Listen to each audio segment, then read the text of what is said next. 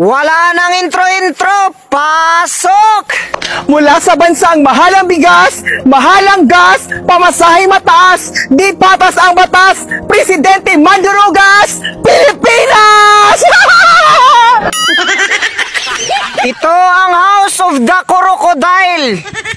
Nandyan ang buhaya, nandyan ang Dracula, nandyan ang Bakulaw.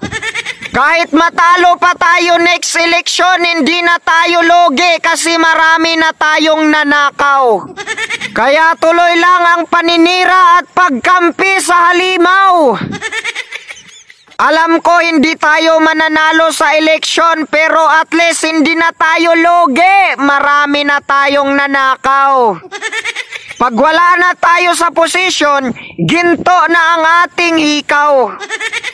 Sabi nga ng isang congressman, wala akong pakialam kung vice-presidente ka. Basta ako sisirain kita. Kasi dito ako kumikita. Kung si Stella Kimbo ay may milyon-milyon na relo, si Abante naman hindi magpapatalo dito. O Abante, pakita mo! Ang mga Pilipino raw ay may lahing magnanakaw. Music, pasok!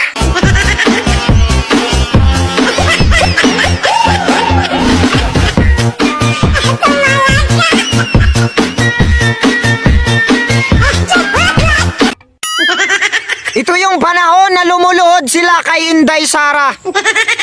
Dahil sa pangako na ipagpapatuloy ang kanilang infrastruktura. Pero ano ang nangyari ngayon, Aber? Aba, parang iba na ang tinitira. Pinilit manalo pero walang malasakit sa bayan, pambira. Nangangarap ng pagkakaisa tapos ganyan ang ilalagay sa kamera. Sabi nga ni Bato, yung utak ninyo, wag ninyong isara. Iba ang iyong salita, iba ang iyong gawa, kaya nararapat lang natawagin kang mandurugas. Hindi dahil sa mahal ang bigas, kundi dahil sa inyong pambabalasubas. Yung flood control billion daw ang budget kada araw. Hindi totoo yan. Pero wala naman palang flood control Nasaan yung budget? Sino ang nagnakaw? Sabi ni Inday Sara, never again Marcoses.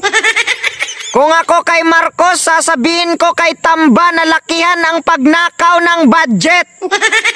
Kasi alam ko na hindi na tayo makakaulit.